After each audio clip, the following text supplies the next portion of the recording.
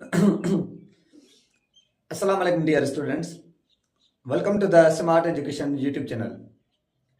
तो liquid state में आज हम सबसे ज़्यादा इम्पॉर्टेंट टॉपिक जिसको आज हम डिस्कस करेंगे, intermolecular force of liquids. Intermolecular force liquids का सबसे ज़्यादा अहम टॉपिक होता है क्योंकि सारे एमसीक्यूज रिलेटेड होते हैं किसके साथ, इस टॉपिक के साथ। टोटल एमसीक्यूज, चाहे वो हमारे पास ऑर्गेनिक हो, चाहे हमारे पास इनऑर्गेनिक हो, चाहे हमारे पास कैसे भी हो, एमसीक्यूज ऑलमोस्ट रिलेटेड होते हैं किस टॉपिक के साथ, इंटरमॉलिक्यूलर फोर्स के साथ। तो यहाँ पे हम स्टार्ट करते हैं। लेकिन दो टाइप के फोर्स होते हैं। एक फोर्स को हम नाम देते हैं किसका, इंटरमॉलिक्यूलर फोर्स का नाम देते हैं। एक होता है इंटरमॉलिक्यूलर फोर्स। एक फोर्स जो हमारे पास होता है वो होता है इंट्रामॉलिक्यूलर फोर्स। कौन सा हमारे पास, इंट्रामॉलिक्यूलर फोर्स होता है। इन दोनों के बीच में डिफरेंस हमारे पास कौन सा होता है कि जो इंटरमॉलिक्यूलर फोर्स होता है वो मॉलिक्यूल के साथ क्या करता है कि फोर्स ऑफ अट्रैक्शन में एक दूसरे को क्या करते हैं कि कंबाइन करते हैं। मॉलिक्यूल को क्या करता है, फॉर एग्जाम्पल मैं आपको देता हूं कि ये वाटर है, वाटर के साथ हाइड्रोजन बॉन्ड्स होता है, ये हाइड्रोजन से यहाँ पे कनेक्टेड होता है। और मेरे पास दूसरा वाटर है जिसके साथ ये हाइड्रोजन मौजूद है, ये भी हाइड्रोजन मौजूद है। तो ऑक्सीजन की इलेक्ट्रॉनिक कुछ ज्यादा होती है, तो partial negative charge, partially positive charge, यहाँ पे पार्शियली पॉजिटिव, पार्शियली नेगेटिव, तो ये पार्शियली हमारे पास पॉजिटिव। तो ये एक दूसरे को क्या करते हैं कि दो अपोजिट चार्ज एक दूसरे को अट्रैक्ट करते हैं। अट्रैक्ट करके मॉलिक्यूल को क्या करता है कि क्लोज करता है। आप उसको नाम देते हैं किसका, इंटरमॉलिक्यूलर फोर्स का नाम देते हैं। दूसरा कि जैसे कि मेरे पास यहाँ पे ऑक्सीजन के साथ हाइड्रोजन, ये भी हाइड्रोजन, तो यहाँ पे ऑक्सीजन और हाइड्रोजन के बीच में जो बॉन्ड्स बना हुआ है वो एक कोवेलेंट बॉन्ड्स बना हुआ है। यहाँ कोई आयनिक बॉन्ड्स हो, यहाँ कोई कोऑर्डिनेट कोवेलेंट बॉन्ड्स हो, उस बॉन्ड को हम नाम देते हैं किसका, इंट्रामॉलिक्यूलर बॉन्ड्स का नाम देते हैं। कौन सा, जब एटम के साथ बॉन्ड्स बनाता है by the sharing of electrons की वजह से, या by the transferring of electrons की वजह से, by the donations of electrons की वजह से, आप उसका बॉन्ड को नाम देते हैं किसका, इंट्रामॉलिक्यूलर बॉन्ड्स का नाम देते हैं। दूसरी पॉइंट्स कि ये जो मेरे पास इंटरमॉलिक्यूलर फोर्स होते हैं ये क्या होते हैं कि वीक फोर्स होता है, इतना ज्यादा स्ट्रांग फोर्स नहीं होता। जो ये फोर्स होते हैं कौन से हमारे पास, ये इंट्रामॉलिक्यूलर बॉन्ड्स, ये काफी ज्यादा स्ट्रांग होते हैं। रीजन ये होता है क्योंकि यहाँ पे इलेक्ट्रॉन ट्रांसफर हो रहा है, यहाँ पे इलेक्ट्रॉन शेयर हो रहा है, यहाँ पे इलेक्ट्रॉन डोनेट हो रहा है, एक्सेप्ट हो रहा है। तो इस वजह से ये कुछ ज्यादा स्ट्रांग बॉन्ड होते हैं, इनके अंदर जो बॉन्ड एनर्जी होती है वो काफी ज्यादा स्ट्रांग होती है। दूसरा, यहाँ पे किसी वैलेंस शेल इलेक्ट्रॉन्स का कोई कॉन्सेप्ट नहीं होता, वैलेंस शेल इलेक्ट्रॉन्स का कोई कॉन्सेप्ट नहीं होता। लेकिन इनमें वैलेंस शेल का कॉन्सेप्ट होता है कि जिस एटम के पास वैलेंस शेल में अगर हमारे पास एक इलेक्ट्रॉन से तो वो एक बॉन्ड्स बनाएगा, अगर किसी के पास वैलेंस शेल में दो इलेक्ट्रॉन्स के आएंगे तो वो दो बॉन्ड्स बनाता है, तीन बनाता है। तो इस हिसाब से यहाँ पे वैलेंस शेल का कॉन्सेप्ट होता है, यहाँ पे वैलेंस शेल का कॉन्सेप्ट नहीं होता। जो ये बॉन्ड्स होते हैं ये स्टेट ऑफ मैटर बताते हैं। क्या बताते हैं, स्टेट ऑफ मैटर आपको बताएंगे। कौन सी स्टेट ऑफ मैटर, कि वो बताएगा कि वो लिक्विड फॉर्म में है या वो सॉलिड फॉर्म में है मैटर, या वो गैस फॉर्म में। रीजन, क्योंकि जितना ज्यादा इंटरमॉलिक्यूलर फोर्स उतना ज्यादा मॉलिक्यूल क्लोजली पैक्ड होता है, तो वो एग्जिस्ट करता है सॉलिड में, लिक्विड में, गैस में एग्जिस्ट करेगा।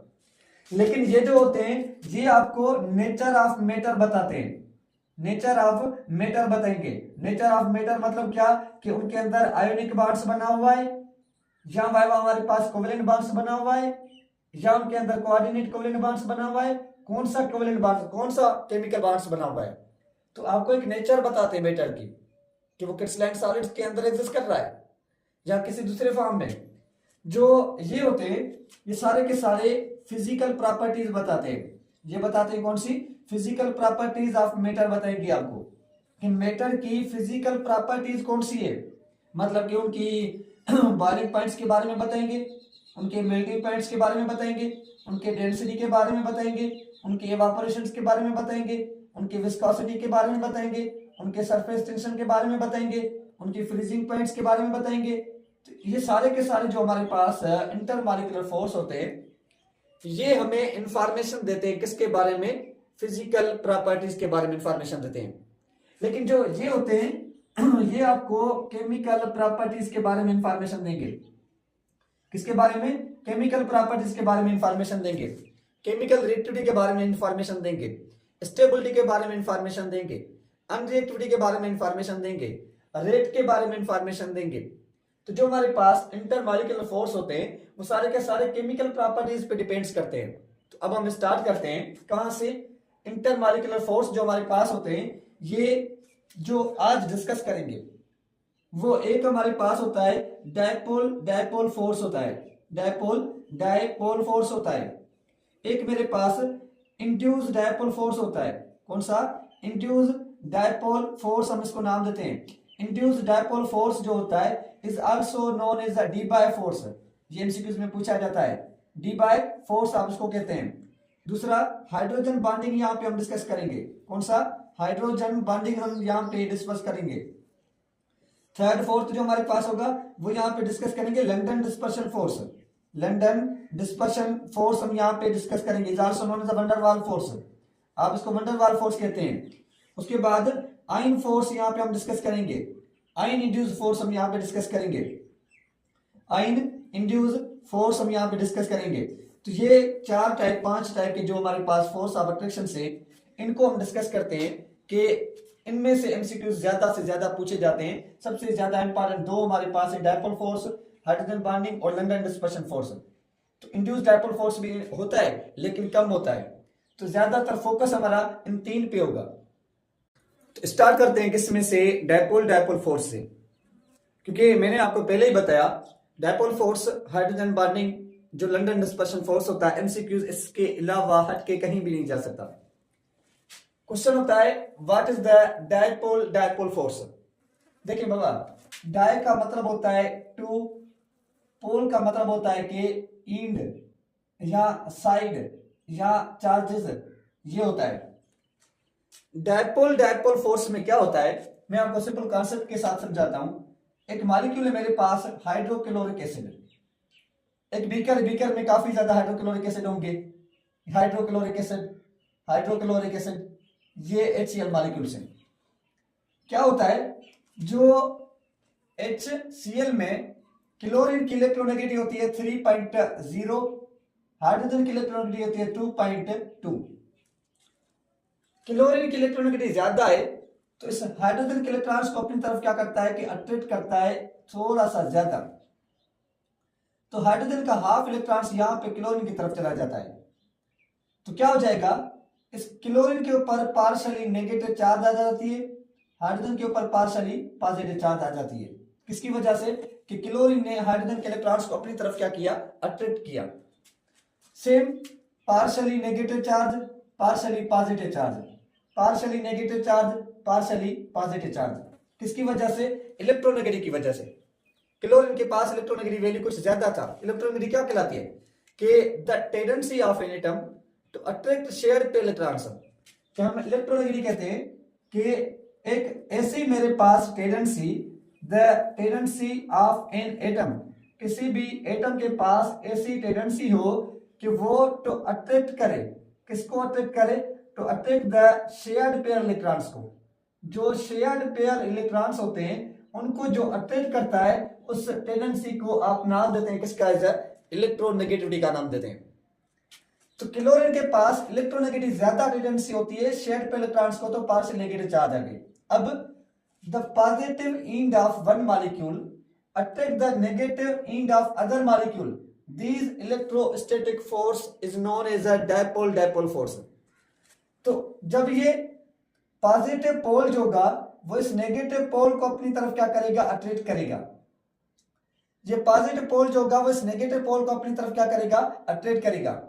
यहां पे दूसरा मॉलिक्यूल्स जैसे ही अट्रैक्ट करेंगे, इनके बीच में जो ये वाला डिस्टेंस था, वो ये वाला डिस्टेंस था, ये डिस्टेंस क्या हो जाता है कि बिल्कुल कम हो जाता है। यहाँ पे हमारे पास हाइड्रोजन, यहाँ पे क्या होता है कि डायपोल फोर्स की वजह से, एक इंटरमॉलिक्यूलर फोर्स की वजह से दो लिक्विड मॉलिक्यूल्स एक दूसरे के साथ क्लोजली पैक्ड हो जाते हैं। आप उसको नाम देते हैं किसका? डायपोल फोर्स का नाम देते हैं। क्या हो जाता है, HCl के बीच में जो डिस्टेंस था वो बिल्कुल कम हो जाएगा।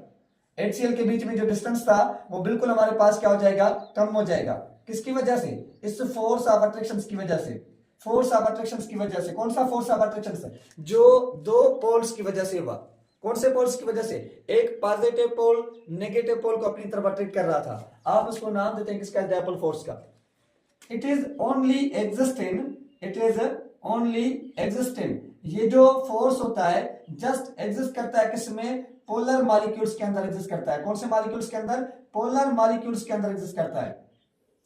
पोलर वो मॉलिक्यूल्स होते हैं जिनमें 0.5 से इलेक्ट्रोनेगेटिव का जो डेल्टा ईएन का वैल्यू होता है वो ग्रेटर होगा। तो दो एटम्स के बीच में अगर इलेक्ट्रोनेगेटिव का डिफरेंस ज्यादा होगा 0.5 से, तो वो सारे के सारे मॉलिक्यूल एग्जिस्ट करते हैं किसमें? पोलर में। और सारे के सारे पोलर में डायपोल फोर्स होता है। जैसे कि मैं आपको एक एमसीक्यू देता हूं, एक HF मॉलिक्यूल से, एक हमारे पास HCl मॉलिक्यूल है, एक मेरे पास HBr मॉलिक्यूल है, एक मेरे पास HI मॉलिक्यूल से। मैं आपसे पूछूं इनमें से डायपोल फोर्स किसके पास ज्यादा होगा? तो ये पॉइंट्स क्लियर हो कि जो डायपोल फोर्स होता है, जो डायपोल फोर्स होता है directly proportional to the delta EN हमारे पास क्या है कि चेंज इन इलेक्ट्रोनेगेटिव। कौन सी? दो एटम्स के बीच वाली, मतलब कि डिफरेंस इलेक्ट्रोनेगेटिव पे जितना ज्यादा इलेक्ट्रोनेगेटिव का डिफरेंस होगा दो एटम्स में, उतनी ज्यादा उस मॉलिक्यूल के अंदर ये इंटरमॉलिक्यूलर फोर्स पाया जाएगा। कौन सा? Dipole force. और जिनका डायपोल फोर्स ज्यादा होगा उनकी मेल्टिंग पॉइंट्स भी ज्यादा होगी, उनकी बॉइलिंग पॉइंट्स भी ज्यादा होगी, उनकी डेंसिटी भी ज्यादा होगी, उनका सरफेस टेंशन ज्यादा होगा, उनकी विस्कोसिटी ज्यादा होगी, उनकी इवापोरेशन कम होगी। ये सारी की सारी पॉइंट्स जो होती हैं वो डिपेंड्स करती हैं किसके ऊपर? इंटरमॉलिक्यूलर फोर्स ऑफ अट्रैक्शन के ऊपर। कौन सा? यहाँ पे बात कर रहे हैं डायपोल फोर्स की, तो डायपोल फोर्स के हिसाब से ज्यादा होगा। HF में क्या होता है? 0.9 का डिफरेंस होता है। कैसे? कि 2.2 और 3.4 पॉइंट हमारे पास यहाँ पे क्या होता है कि 0 होता है। तो ऑलमोस्ट हमारे पास 0.8 या 2.0 ये 0.9 का। यहाँ पे हमारे पास क्या होता है कि 0.7 का डिफरेंस, क्योंकि 3.0 और 2.2 यहाँ पे डिफरेंस आ जाएगा। यहाँ पे हमारे पास 0.4। तो आहिस्ता आहिस्ता क्या हो रहा है? टॉप टू बॉटम में पोलरिटी कम हो रही है। हम कहते हैं ना कि जो dipole force is directly proportional to the polarity. जितनी पोलरिटी हमारे पास ज्यादा होगी उस मॉलिक्यूल के अंदर डायपोल फोर्स उतना ज्यादा क्या होता है? स्ट्रांग होता है। तो HF जो है उसके पास डायपोल फोर्स क्या होता है? काफी ज्यादा स्ट्रांग होता है। जैसे कि मेरे पास यहाँ पे कुछ मॉलिक्यूल्स में लिखता हूं। कौन से? Organic molecules. CH4 मॉलिक्यूल से, मेरे पास CCl3 मॉलिक्यूल से, CH3 मॉलिक्यूल से, मेरे पास Cl4 मॉलिक्यूल से। अगर मैं इनसे पूछूं आपसे कि इन कंपाउंड में से किसकी बॉइलिंग पॉइंट्स ज्यादा, किसकी मेल्टिंग पॉइंट्स ज्यादा, किसकी डेंसिटी ज्यादा, आप कहेंगे इस कंपाउंड की। रीजन? क्योंकि इसके अंदर तो डायपोल फोर्स पाया ही नहीं जाता। रीजन? क्योंकि इनके अंदर लंडन डिस्पर्शन फोर्स होता है, और लंडन डिस्पर्शन फोर्स वीक होता है डायपोल फोर्स से। डायपोल फोर्स ज्यादा स्ट्रांग होता है। किसकी वजह से? कार्बन के साथ ये 3 क्लोरीन मॉलिक्यूल्स, ये भी क्लोरीन मॉलिक्यूल्स, ये भी क्लोरीन मॉलिक्यूल्स, एक हाइड्रोजन मॉलिक्यूल मौजूद है। सेम इस कार्बन के साथ ये क्लोरीन मॉलिक्यूल्स, ये भी क्लोरीन मॉलिक्यूल्स, ये भी क्लोरीन मॉलिक्यूल्स, यहाँ पे एक हाइड्रोजन। तो कार्बन और हाइड्रोजन के बीच में इलेक्ट्रोनेगेटिव का डिफरेंस है। तो क्या हो जाएगा? Partially negative partially positive. Carbon और क्लोरीन के बीच में इलेक्ट्रोनेगेटिव का डिफरेंस है पार्शियली पॉजिटिव और पार्शियली नेगेटिव। अब ये पॉजिटिव इस क्लोरीन के नेगेटिव को अपनी तरफ क्या करता है? अट्रैक्ट करता है। तो जो हमारे पास ये CH हमारे पास Cl3 होता है, इसके अंदर पोलरिटी होती है। ये पोलर मॉलिक्यूल है। जैसे कि दूसरा मॉलिक्यूल से मैं दे दूं आपको CH2Cl2 या CH3Cl, ये मॉलिक्यूल्स पोलर है। या जैसे कि मेरे पास मॉलिक्यूल्स होते हैं कि कार्बोनाइल कंपाउंड्स जो होते हैं, ये मॉलिक्यूल्स मेरे पास पोलर होता है। कौन से वाला? ये ग्रुप जो होता है। तो जिन भी कंपाउंड्स के अंदर इलेक्ट्रोनेगेटिव का डिफरेंस होगा वो सारे के सारे मॉलिक्यूल्स पोलर होते हैं। और पोलर मॉलिक्यूल के पास डायपोल फोर्स पाया जाता है। डायपोल फोर्स जिसके पास ज्यादा स्ट्रांग होगा उसकी boiling points, melting point, density क्या होती है कि वो उतनी ज्यादा स्ट्रांग होती है। अब हम डिस्कस करते हैं किसके बारे में? हाइड्रोजन बॉन्डिंग के बारे में डिस्कस करते हैं। सबसे ज्यादा ब्रॉड टॉपिक्स हमारे पास होता है हाइड्रोजन बॉन्ड्स का कॉन्सेप्ट। हाइड्रोजन बॉन्डिंग हमारे पास क्या कहलाएगी? तो स्टार्ट करते हैं किसको? हाइड्रोजन बॉन्ड को। Hydrogen bond one of the most topic importance होता है, क्योंकि हाइड्रोजन बॉन्ड सबसे ज्यादा स्ट्रांग फोर्स ऑफ अट्रैक्शन होता है। देखिए हाइड्रोजन बॉन्ड हम किसको कहते हैं? नंबर 1 पॉइंट्स, व्हेन हाइड्रोजन जो होगा वो कनेक्टेड होगा किसके साथ? कनेक्टेड विथ किसके साथ? फोन एटम के साथ। किसके साथ? फोन एटम के साथ। उस वक्त उन मॉलिक्यूल्स में हाइड्रोजन बॉन्ड होने की पॉसिबिलिटी होगी। Phone, fluorine, oxygen, nitrogen. Periodic table में सबसे ज्यादा हाई इलेक्ट्रोनेगेटिव ये 3 एटम्स हैं। फ्लोरीन की इलेक्ट्रोनेगेटिव होती है कितनी? 4.0, 3.6, 3.01 ये होती है, या 119 होती है, मतलब कि हाई इलेक्ट्रोनेगेटिव एटम है से। जब हाइड्रोजन इन एटम के साथ कनेक्टेड होता है तो एक चेंजिंग्स आती है। पोलरिटी वाला कॉन्सेप्ट सेम यहां पे यूज करेंगे। वाटर मॉलिक्यूल्स था, हाइड्रोजन इसके साथ कनेक्टेड होते हैं। ये दूसरा वाटर मॉलिक्यूल से हाइड्रोजन इसके साथ कनेक्टेड होते हैं, लोन पेयर इलेक्ट्रॉन्स के पास मौजूद होते हैं। लोन पेयर इलेक्ट्रॉन्स के पास मौजूद होते हैं, क्या होता है? ऑक्सीजन की इलेक्ट्रोनेगेटिव ज्यादा, तो क्या करेगा? हाइड्रोजन के इलेक्ट्रॉन्स को अपनी तरफ अट्रैक्ट करेगा, तो पार्शियली पॉजिटिव चार्ज आएगी, partially negative charge, partially positive charge, partially negative, partially positive, partially negative, ये चार्ज आती है। जब ये चार्ज आती है तो इसकी पार्शियली पॉजिटिव चार्ज मतलब कि इलेक्ट्रॉन डेफिशिएंट हो गया, इलेक्ट्रॉन्स की कमी आ जाती है।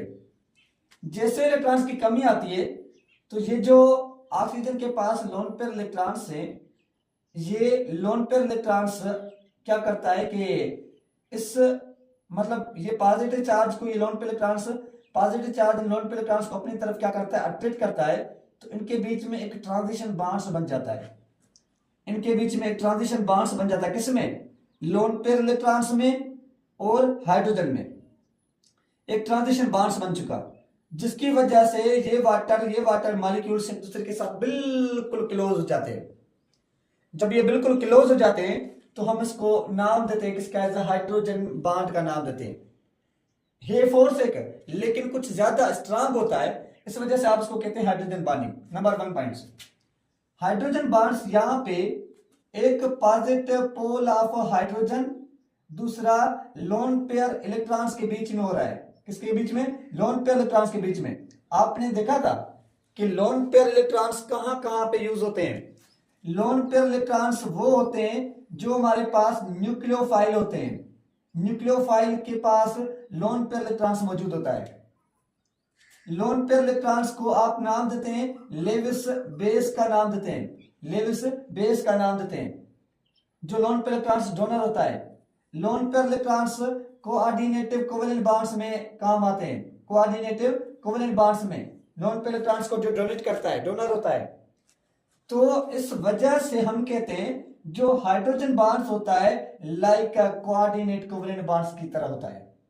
ये हमारे पास कोऑर्डिनेट कोवेलेंट बॉन्ड्स की वजह से जैसा होता है। हे कोऑर्डिनेट कोवेलेंट बॉन्ड नहीं, कोऑर्डिनेट कोवेलेंट बॉन्ड जैसा बॉन्ड्स कहलाता है। उसके बाद जैसे कि मेरे पास HF मॉलिक्यूल है, HF मॉलिक्यूल के अंदर फ्लोरीन ये होता है। उसके बाद हमारे पास ये HF मॉलिक्यूल के अंदर फ्लोरीन, उसके बाद हमारे पास ये HF मॉलिक्यूल के अंदर फ्लोरीन क्या होता है? सेम यहाँ पे partially positive, partially positive, partially positive, partially negative, partially negative, partially negative. Fluorine के पास लोन पेयर इलेक्ट्रॉन्स होते हैं, 3 पेयर्स होते हैं, लोन पेयर इलेक्ट्रॉन्स होते हैं, लेकिन वो एक लोन पेयर इलेक्ट्रॉन्स यहाँ पे क्या करता है कि हाइड्रोजन बॉन्ड्स में हिस्सा करता है। एक लोन पेयर इलेक्ट्रॉन्स बॉन्ड्स यहाँ पे हिस्सा करता है, तो जिसकी वजह से HF मॉलिक्यूल्स एक दूसरे के साथ क्लोजली पैक्ड हो जाते हैं, जिसकी वजह से कहते हैं कि HF जो होता है वो एक वीक एसिड होता है, क्योंकि ये H फ्लोरीन के साथ स्ट्रांग हो जाती है। जैसे स्ट्रांग क्लोजली पैक्ड हो जाएगा तो H आयंस रिलीज नहीं करेगा। जब H आयंस रिलीज नहीं करेगा तो ये हमारे पास क्या कहलाता है? एक हमारे पास वीक एसिड कहलाता है। क्योंकि आपने देखा ना कि HF, HCl, HBr, H iodine जो होता है, hydrogen iodide is more acidic characters because ये मोर साइज है, आसानी से इलेक्ट्रॉन्स रिलीज कर देता है प्रोटॉन को, ये रिलीज नहीं करता तो इस वजह से वीक एसिड होता है।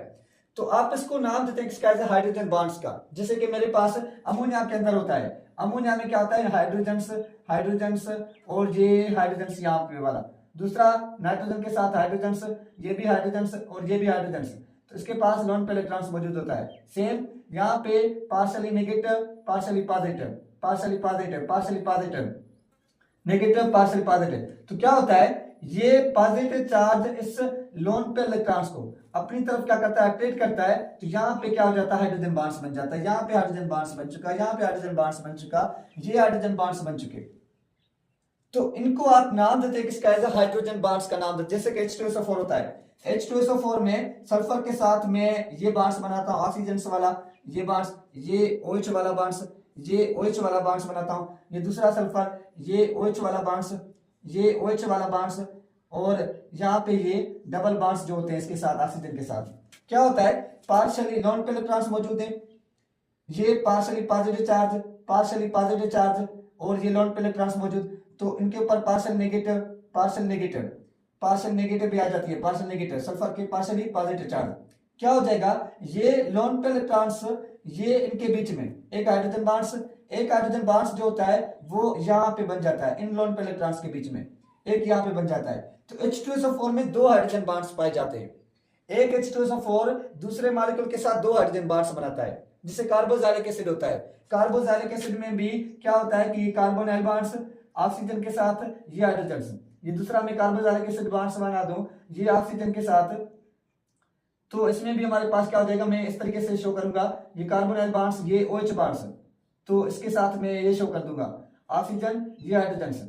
कार्बोक्सिलिक एसिड में भी दो हाइड्रोजन बॉन्ड्स होते हैं, कौन से, ये लोन पेयर इलेक्ट्रॉन्स। तो एक बॉन्ड्स होता है यहाँ पे, बॉन्ड्स होता है, एक बॉन्ड्स यहाँ पे होता है, दो हाइड्रोजन बॉन्ड्स होते हैं।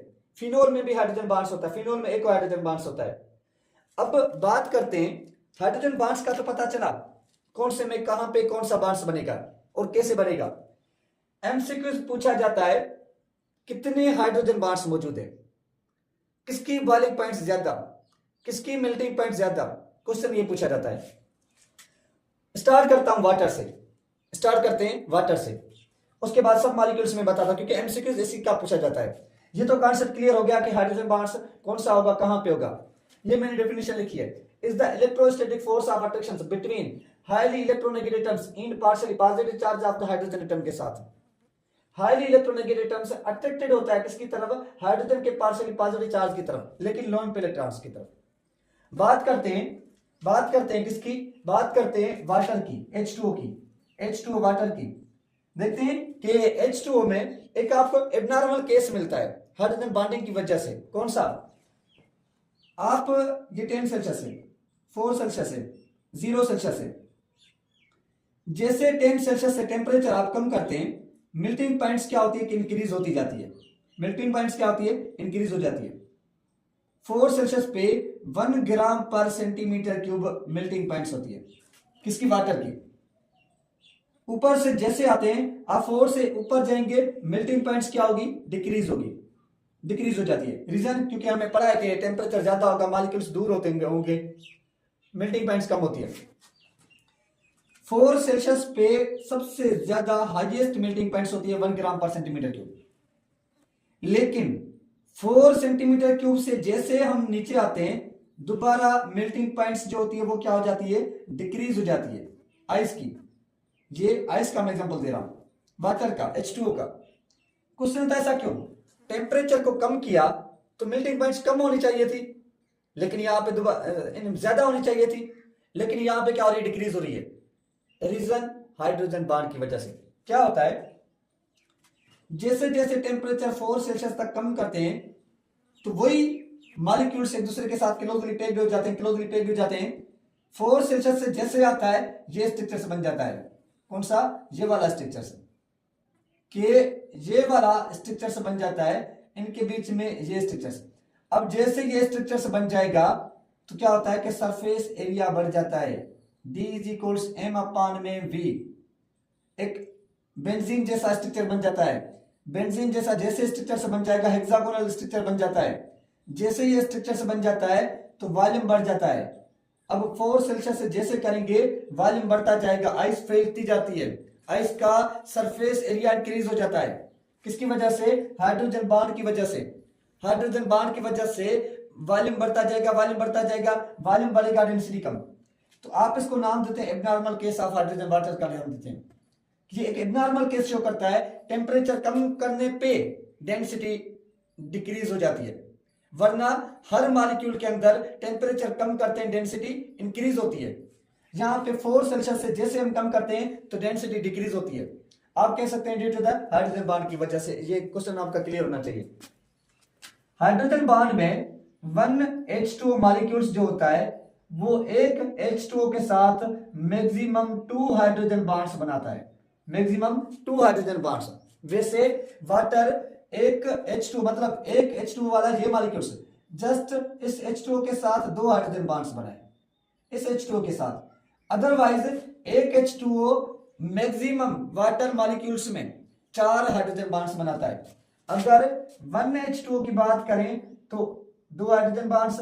अदरवाइज अगर जस्ट मैक्सिमम की बात की जाए, एक H2O की बात ना की जाए, तो हम कह सकते हैं कि 4 हाइड्रोजन बॉन्ड बनाने की इसके पास एबिलिटी है, मौजूद है। कैसे? 2 हाइड्रोजन बॉन्ड्स यहां से बनाएगा। कौन से वाला?